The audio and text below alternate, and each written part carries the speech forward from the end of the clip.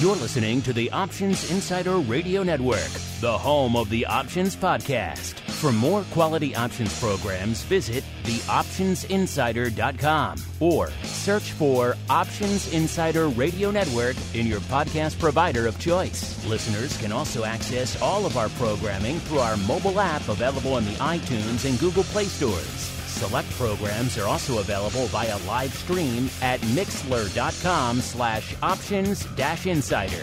That's mixlr.com/options-insider. Don't forget to follow along with your favorite programs and submit your own questions for the hosts at twitter.com/options, stocktwits.com/options, facebook.com/theoptionsinsider, or via questions at theoptionsinsider.com.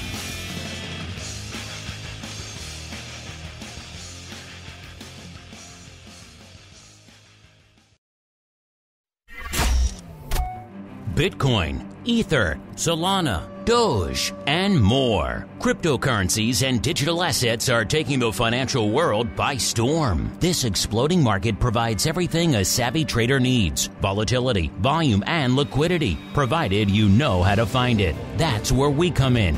Welcome to the Crypto Rundown. Each week, we'll break down the latest trading activity, trends, and developments throughout the world's leading crypto derivatives markets. If it's moving the crypto markets, then you'll find it on the Crypto Rundown. The Crypto Rundown is brought to you by Amber Data. If you're entering the digital asset class, you'll need access to granular on-chain and market data from multiple venues to power research, trading, risk management, and compliance. Amber Data delivers comprehensive data and insights into blockchain networks, crypto markets, and decentralized finance, empowering financial institutions to apply traditional finance methods to digital assets. Amber Data eliminates the infrastructure setup, integration challenges, and maintenance headaches to access digital asset data, reducing cost and time to market to enter the digital asset class. Learn more and download their digital asset data guide at www.amberdata.io. Now it's time to dive into the exploding world of crypto derivatives.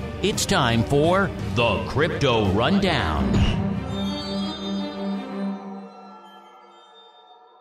All right, everybody. That music means we are back once again with the Crypto Rundown, the program here on the Options Insider Radio Network, where we go a little bit further afield than our traditional stomping grounds of your Apple, your Tesla, your SPY options, all that fun stuff, and look and see what's going on out there in the world of all things crypto derivatives. We're going to talk about the volume, the volatility, the skew, the OI, the big trades, all that fun, and a whole bunch more. My name, of course, Mark Longo from theoptionsinsider.com, as well as, of course, from the aforementioned network. Thanking all of you out there who continue to leave ratings and reviews on your platform of choice for the old Crypto Rundown show. Even though it's a new addition to the network for me, it's been running for years now, so it's a new kid on the block to me. It's been around for a few years, so we have quite a few of you out there who are enjoying it, seeing the numbers, of course, exploding year after year for this show and indeed for the network. So first off, thanks to all of you out there who continue to rate and review. And of course, you should be listening to the full network. If you only subscribe to the Crypto Rundown, you're really just getting a small sliver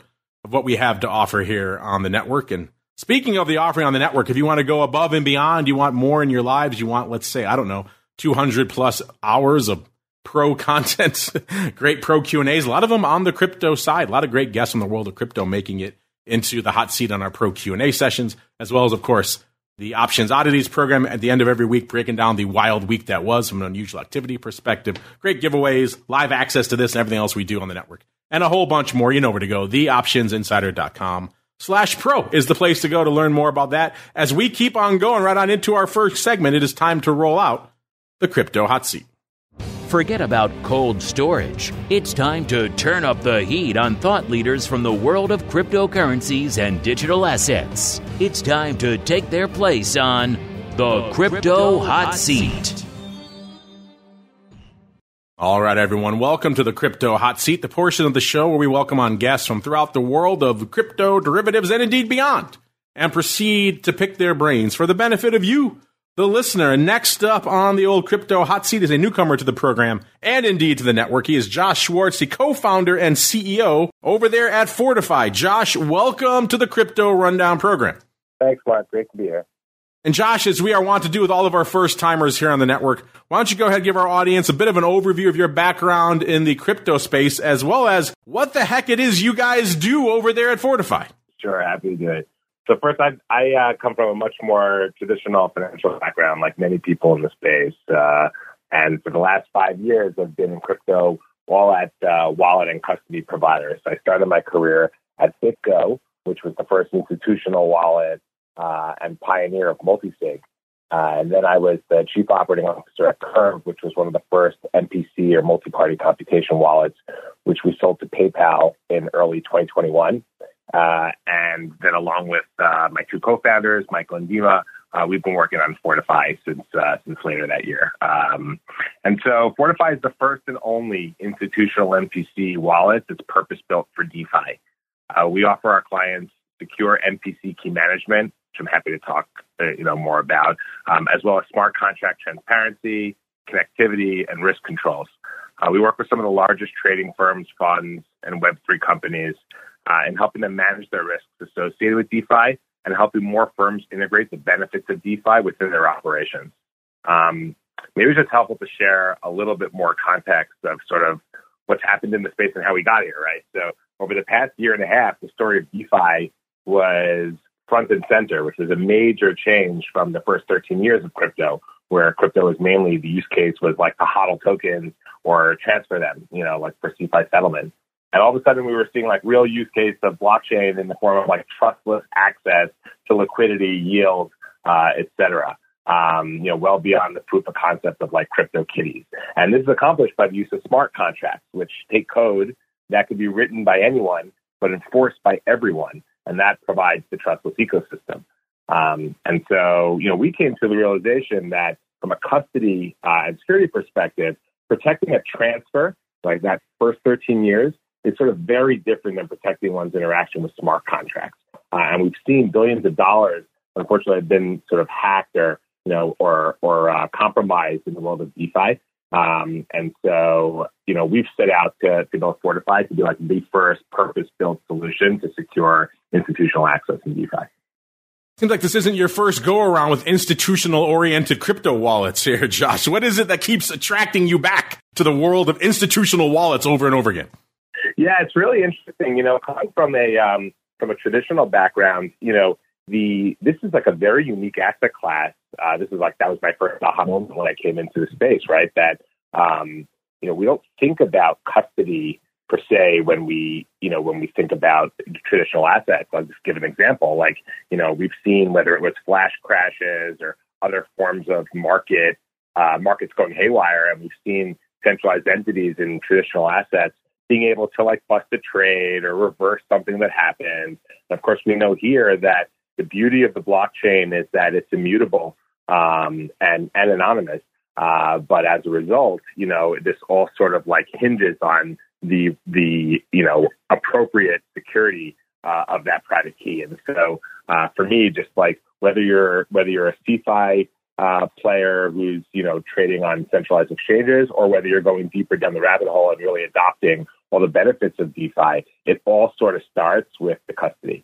We've had a lot of guests on the program over the years talking about custody and wallets. It's obviously a very hot and ever-evolving side of the space. Haven't had many of them talking about wallets specifically aimed at the DeFi market. What is it about a wallet aimed at DeFi? What sets it apart from a traditional wallet? Is it just, as you kind of mentioned, is it just the facility to be able to handle the smart contracts, or is there more to it? Yeah, no, there's a lot to it. So I'd say the way I like to explain it is sort of from a non-technical level. I say DeFi settlement or transfers are akin to signing a check, right? So all the wallets and custodians, they enable the decision of, well, who should sign the check? How much can the check be written out for? To whom can receive such a check? But actually, you also trust the details of the checkbook per se, right? And you can't sort of sign something that wasn't in the parameters given to you in the checkbook. Whereas when we interact in DeFi, the challenges are very different. So I say it's more smart contracts are actual contracts. And what do you tell people when you sign a contract? You better read the fine print. And sure enough, most of the funds that have been lost in DeFi have really just been due not because people have lost, or compromised the private key, but because they didn't realize what it was that they were actually signing. They don't understand smart contracts.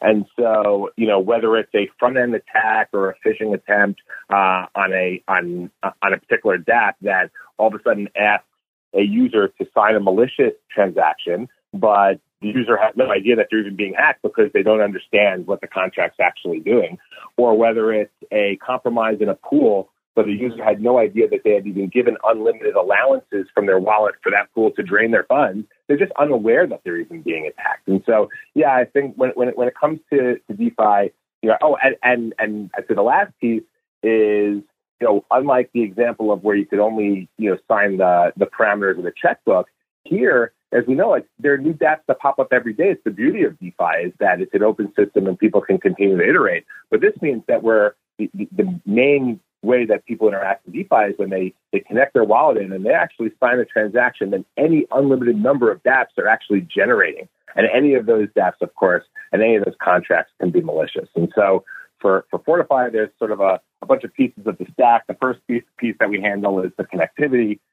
We built our own browser extension. And this is also really important because, there are extensions obviously that exist today, but, either you've got like retail wallets, where the key management is not good because you've got like a single private key that's in the browser, or you've got institutional wallets that are sort of like very chain specific. And I think of the example of imagine if, your listeners would have a solution to trade Microsoft, but need a totally different solution to trade Apple stock. And so same type of thing, institutions that are interacting in DeFi want the same workflow regardless of, the chain that they're interacting with. And so we built an extension that works cross-chain. The second piece we said is like the smart contract enrichment. We simulate every contract before a user or their approvers, go ahead and interact to show them like what will be the balance changes on their wallet. We're basically translating every smart contract into plain English.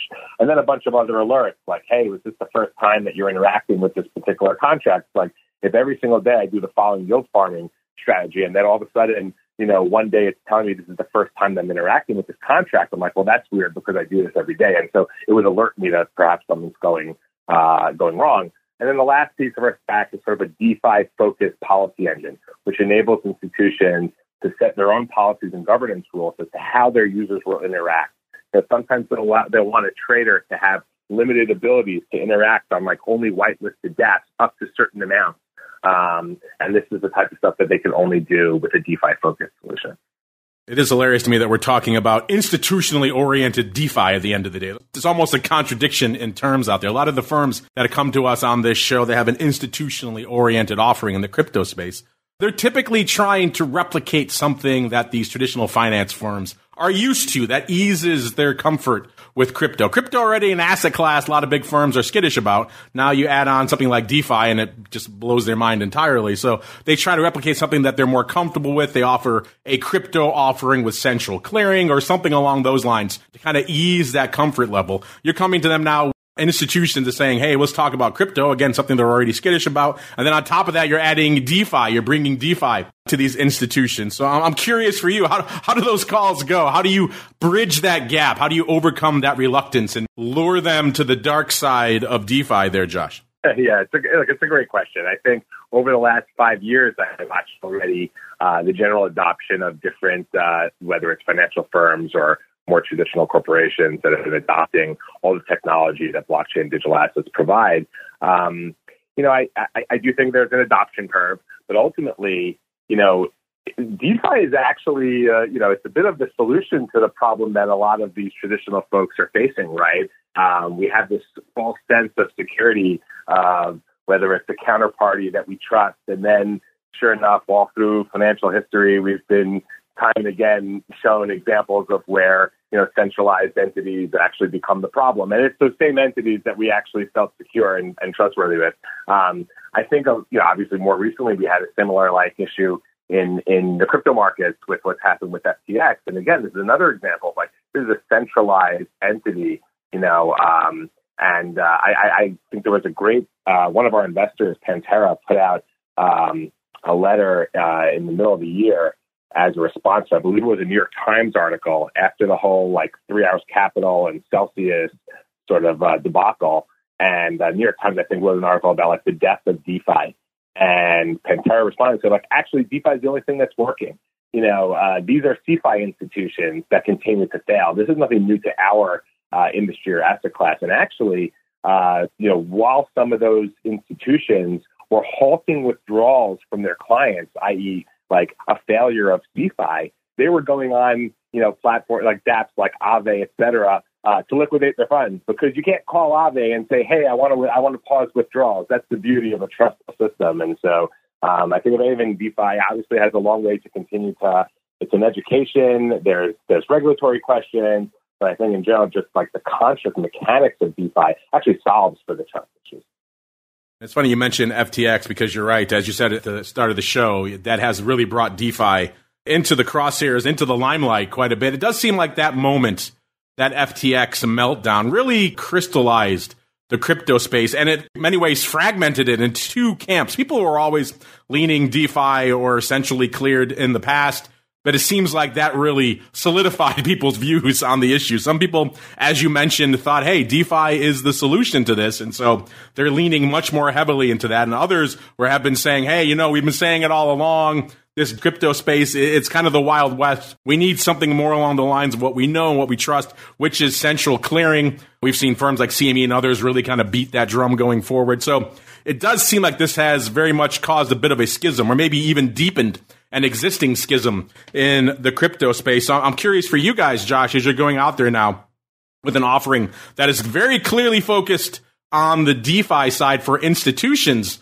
What has that been like for you post FTX? Have you seen institutions who maybe were already on the fence about crypto? Have they been dialing it back in the wake of all the fallout of FTX? Or has it been maybe a little bit more of an educational process, and maybe you haven't seen the drawdown you anticipated in interest post FTX, Josh? Yeah, great question. I think, unfortunately, FTX had its effect on the entire industry, right? And regardless, and then to your point, even what we're seeing now about whether it's regulatory feedback, et cetera, on things like DeFi, like you said, even though FTX has nothing to do with DeFi, I think there is this example of sort of it did sort of set things back, and some of the growth trajectory of the industry set back, which is very unfortunate. But at the same time, look, we see stories, for example, there are funds who I've spoken to, and it's very sad stories, but funds who have told us that they kept a lot of their funds on FTX. And as a result, either lost all or a large portion of their assets. And so those who didn't lose all their assets and thankfully did not go out of business, now, this was a bit of a wake-up call to sort of how they approach their own operations in their own custody and leaving funds on exchanges. And there's been, in general, I think, a couple of different approaches of how to solve for this trust model that, I'd say the FTX story has sort of broken in the industry. And the three main approaches has either been increased regulation, i.e. use custodians. On this one, I would say, obviously, there are some instances where regulated custody is a good thing. On the other hand, if FTX had all their assets held, at a third-party regulated custodian, and my funds were on FTX, and I thought something was going on that was nefarious, and I called that custodian saying, "Can I have my funds?" The custodian would say, "It's not your assets, right? It's FTX's assets." And so, regardless of how they use the separate sub-custodian, then that wouldn't necessarily have solved the problem. The second approach is sort of better data, proof of reserves. Obviously, more transparency is really important in space, and I think this is also another good move of this limited approaches now because there's no proofs of liability. So I think in general, everyone's understanding that these are things we want to attack the fact that we have centralized entities offering sort of centralized and not very clear financial products. And so the third one is sort of saying, well, then break both of those. So I'll have, offer decentralized solutions of decentralized products with better transparency. There's nothing more transparent than a smart contract because it's auditable by all.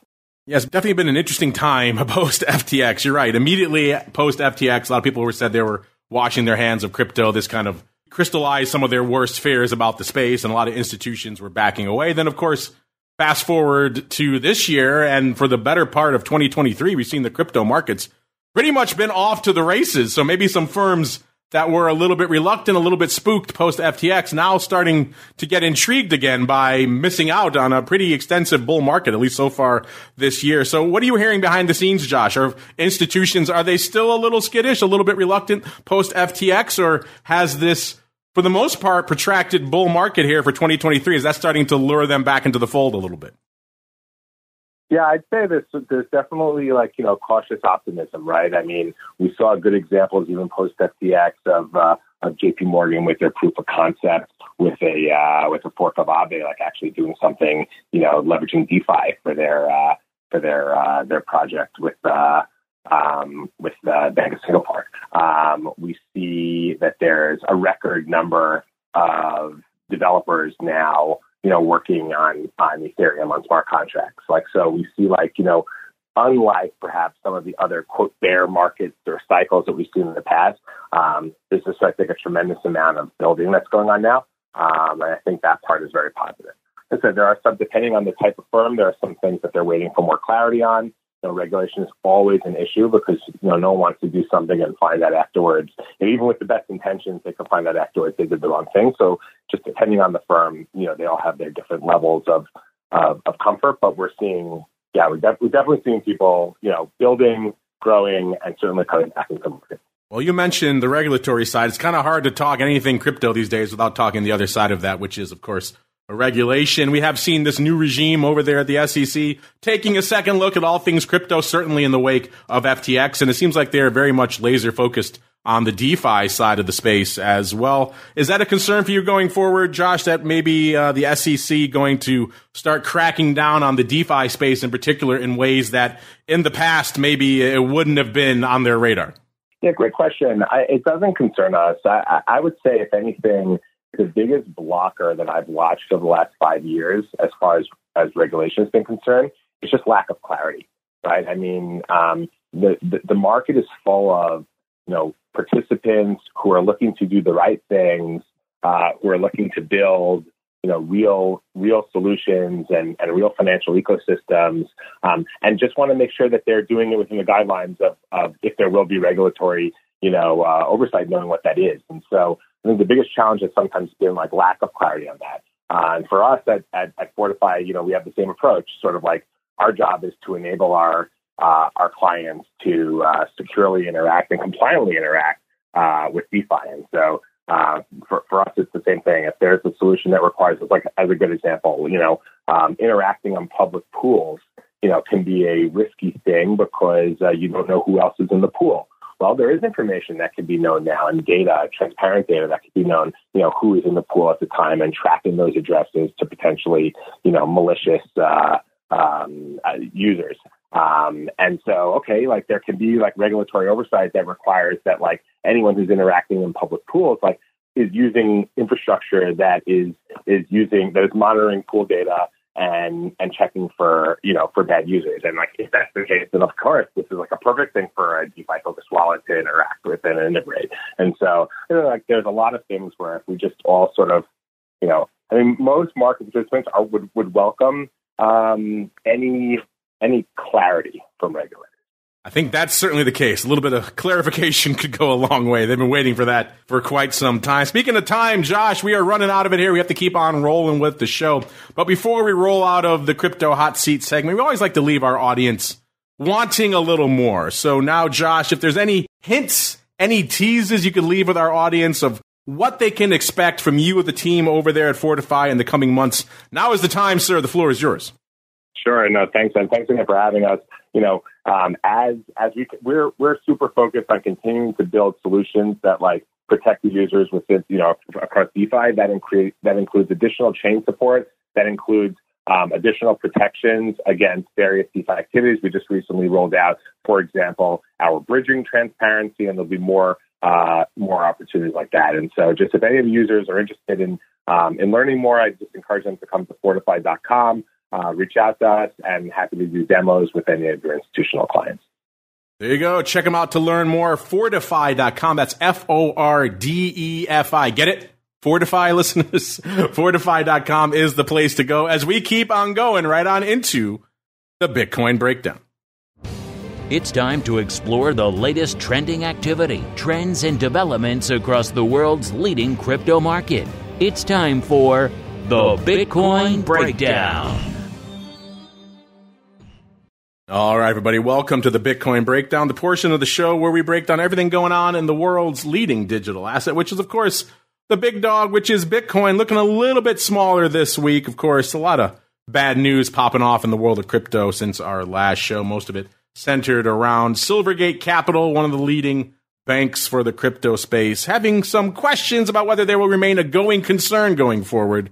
So that type of thing, never good headlines for the crypto space. So as a result, most of our major assets taking a bit of a hit this week. Bitcoin doing so as well at about 22,374, almost 375 when we kicked off the show this morning. When we ended our show last week, 23,283. So you're down almost 1,000 handles, about 908 handles from where we were this time last week. The low came last Thursday in the wake of a lot of this news breaking, but it wasn't that much lower, 22,168, and the high was last Wednesday, so the day before, 23,875. So if you look at it over that 24-hour period, actually did a lot of living. We sold off from almost 24,000 and hit almost 22,000. So almost a 2,000-point swing in the span of about 24 hours. We have leveled out now around the 22,000, low 22,000 level here. In terms of vol, watching what's going out there. By the way, of course, all this data coming at you courtesy of our friends over there at amberdata.io. That's the place to go to kick the tires and light the fires. If you heard our show last week and if you missed it,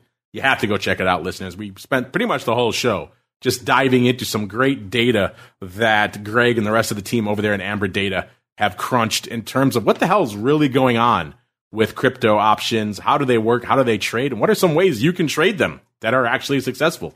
And they broke it down into some very granular pieces, like how long the futures actually remain backward versus in contango. Of course, important information if you want to trade options around them. So a lot of fascinating data.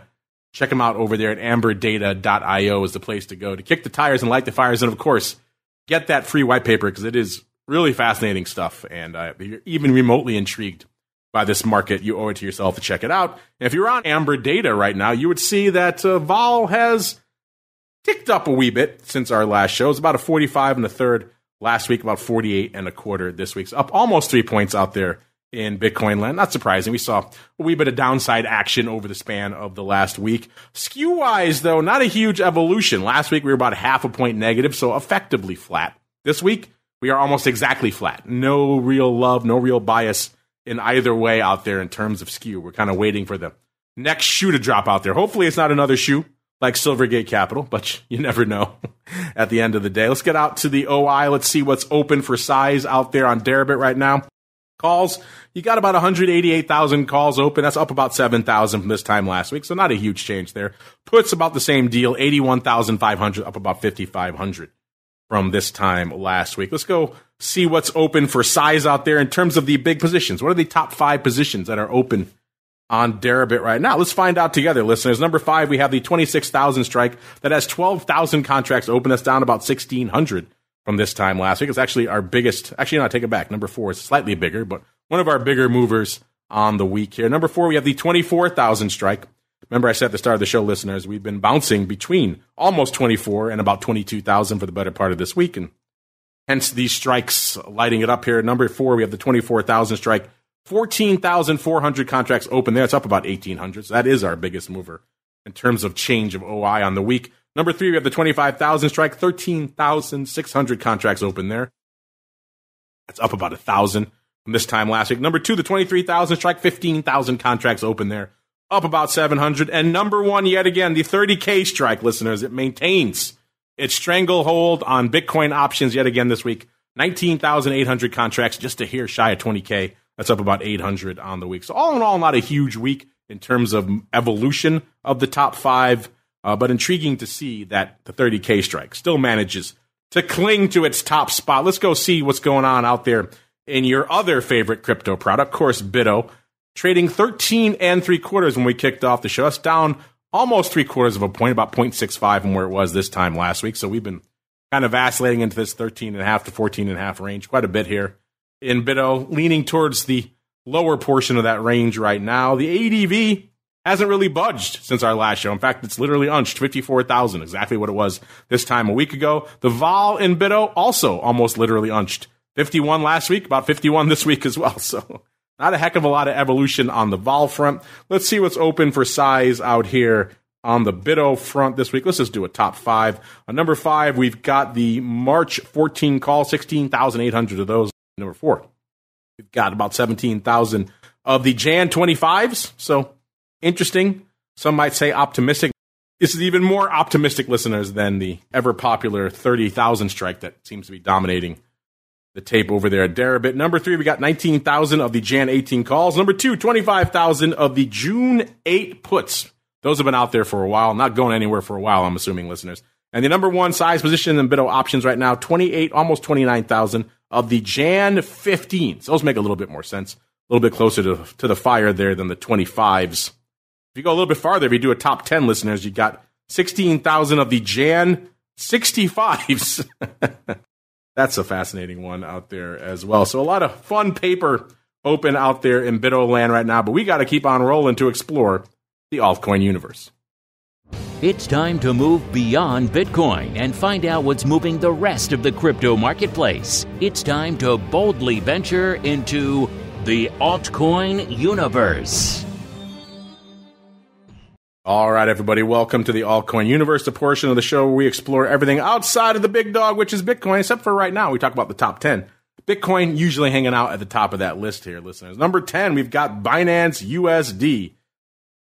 8.6 billion hanging out for that. That, of course, having some regulatory heat of its own of late, so still managing to cling to its spot there in the top 10. Number 9, Polygon, 9.8 billion worth of market cap. Number 8, Doge. Doge still keeping its distance from the bottom, still managing to cling to its spot here around the number 8 here in the top 10. This week, 9.9 billion worth of market cap, so just slightly managing to edge out Polygon. Number 7, Cardano, 11.5 billion. Number 6, XRP, 18, almost 19 billion. It's still kind of hanging out in the limbo that it's been in for years now, listeners. Number 5, USD Coin, 43.75 billion. Number 4, good old BNB, 45.4 billion. Number 3, Tether, 71.5 billion. Number 2, it's ETH, 191, almost 192 billion. And the big dog, Bitcoin, 432, almost 433 billion worth of market cap. How's ETH faring in the wake of all this Silvergate? Well, something similar to what we're seeing in Bitcoin. A sell-off, but nothing too outlandish. We're not seeing the madness of post-FTX or anything along those lines. On our last show, we were almost 1625 even, coming into today's show, 1565. So down pretty much 60 handles net on the week. The high for the week was last Wednesday again, 1665, and the low came not on Thursday, but actually on Saturday of 1556. So not that far away from where we are right now. So we're hanging out towards the bottom portion of that range. I mentioned vol changing about 3 points out there in Bitcoin land, actually ticking up about 3 points. BITO vol staying unched. We saw pretty much the exact same thing in ETH. Vol almost exactly unched. We were about 53.25 last week in terms of at-the-money vol. This week, about 53.25 in ETH vol. So not a real big swing on the vol front. Skew-wise, a little bit of a different story, which is interesting. We were leaning more towards the negative last week, about a negative 2.2, and now this week we are flat. So again, if you're confused by that, listeners, there is no premium in one direction or the other. The 25 delta call and the 25 delta put, both trading around the same vol level, which, if you know anything about options and derivatives, is unusual. So not a heck of a lot of bias in the skew there, showing, hey, folks are loading up on puts, or they're loading up on calls, or doing anything that would really signify any real concern or bias in one direction or the other. They're kind of just keeping their powder dry, waiting for that next shoe to drop. Let's see what's going on from an open interest perspective. Calls closing in on 2.6 million contracts on Deribit right now, about 2.57 million. That's up about 70,000 on the week. The puts, 808,000, up about 16,000. We're still hanging out a little over 3-to-1 out there, calls over puts. So below that 4-to-1 level, but above the 3-to-1 level. So still very call heavy, all calls all the time out there in ETH. Speaking of calls, let's see what's going on from a position perspective. What are the top 5 size positions out here in ETH options? Number 5, we have the 1900 strike. 168,500 contracts open there. That's down 5,500 from this time last week. Number 4, we have the 3,500 strike. So once again, we are all over the place with ETH. That's got 204,000 contracts open there. That's down about 1,000 this week. Number 3, back to near at the money. We've got 1,600 strike, 240,000 contracts there. That's down 6,000. So a little bit more evolution in our top 5 on ETH this week. Number 2, back up again, the 4,000 strike, 243,000. That's up 2,000. That position doesn't really change that much. As I said before, that's been open for a long time. Clearly, a lot of it is still remnants of early positioning, and not a lot you can really do with the 4,000 strike right now. So if you have it on, I'm sure you probably just keep it on. Not really worth it for you to take it off at this point, and maybe you get a bit of a home run out of it. Either way, they haven't really seen a lot of new positioning on the 4,000 strike, but there's enough left over to still keep it hanging out around that 2 spot. But the number 1 spot, listeners, is the 1,800 strike, I should say. The 1,800 strike, 279,000 contracts open there. That's up 38,000 this week, so a lot of new positioning on the 1,800 strike here. And ETH, if you know much about how this product trades, that's probably mostly calls. So intriguing stuff out there, listeners. Let's keep on rolling really quickly. Run down some of the other top crypto assets for this week, then we'll get out of here. Solana, again, feeling a little bit of the heat. Any negative headline in the crypto space is going to hit Solana, and that's the case this week. 22.60 last week, 20.82 this week, so down about $1.78 on the week. After having, as we said, we talked about with Greg last week, a surprising rally from its depths back in the beginning of January below $10. They've more than doubled it, paring some of that back this week. XRP, not really doing a heck of a lot. Down not even a half of a cent on the week. Still hanging out right around that 37-cent level. It's been kind of glued there for a while. Doge was a little over 8 cents last week, about 7.5 cents this week, so off about a half a cent there as well. In terms of Litecoin, 93 1/3 last week, $88, pretty much even this week. It was down about 5 1/3 handles this week, so they came for Litecoin a little bit this week. Cardano, 36 cents last week, 33 cents this week, so down about 3 cents. Polkadot, 6.5 last week, about $6 this week, so down about 50 odd cents there. And our old friend Shiba Inu dropping from a whopping 0.000012 to a whopping 0.000011. All right, that is going to do it for the Crypto Rundown this week. That's also going to do it for our live broadcast on the network this week. I want to thank our guest, Mr. Josh Schwartz from Fortify, for joining us in the Crypto Hot Seat. Remember, if you want to learn more about what they got cooking out there, wallets for all of your DeFi transactions, Fortify, FORDEFI.com is the place to go. And, of course, you know where to go to kick the tires and light the fires on all this data we're talking about here and a whole bunch more. We only have an hour at the end of the day on this show. We can't even begin to scratch the surface on all the offerings they have over there on Amber Data. So how can you see it for yourself? You got to go there. Amberdata.io. AMBERDATA.io is the place to go to kick the tires and light the fires. We got to get on out of here. Back again tomorrow for all of our pro folks out there. We've got a great pro Q&A session with the one, the only Uncle Mike. Unfortunately, not going to have a lot of crypto on that. He is proudly the owner of BitcoinReallySucks.com. You can show up and ask him why he hates Bitcoin so much. He's mostly more on the traditional asset management side, so not a lot of crypto love out there this week. And, of course, Options Bootcamp, Options Playbook Radio hitting the network this week. Back again on Thursday for This Week in Futures Options, a show where if you're listening to this one, if you're intrigued by crypto, maybe you want to check out the centrally cleared version, which is, of course, the CME offering. This Week in Futures Options, we have you covered there, as well as, of course, episode 2 of the Option Block Friday. Volatility Views, if you're intrigued by all things volatility, and who isn't these days, Volatility Views is the show for you. And then all you pro folks who come back after that for Options Oddities before we come back next week, another episode of the Crypto Rundown. Stay safe out there, everybody.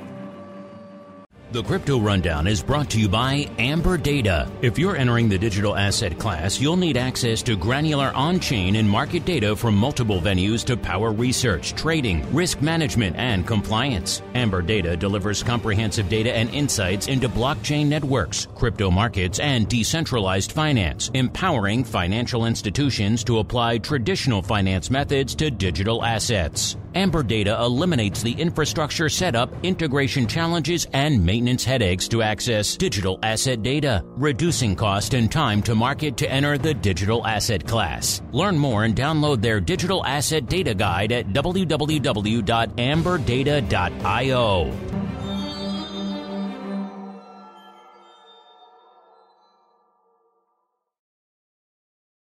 You're listening to the Options Insider Radio Network, the home of the Options Podcast. For more quality options programs, visit theoptionsinsider.com or search for Options Insider Radio Network in your podcast provider of choice. Listeners can also access all of our programming through our mobile app available in the iTunes and Google Play stores. Select programs are also available via live stream at mixlr.com/options-insider. That's mixlr.com/options-insider. Don't forget to follow along with your favorite programs and submit your own questions for the hosts at twitter.com/options, stocktwits.com/options, facebook.com/theoptionsinsider, or via questions at theoptionsinsider.com.